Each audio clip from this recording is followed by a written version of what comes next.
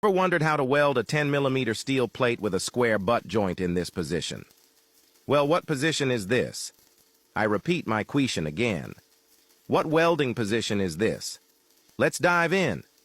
Using a 7018 rod, we're getting a clean, smooth weld.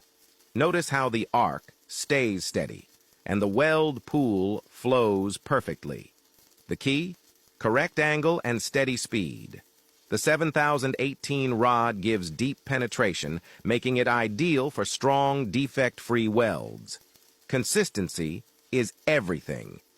And here's the result. A smooth, strong weld. What do you think of this technique? Drop a comment below.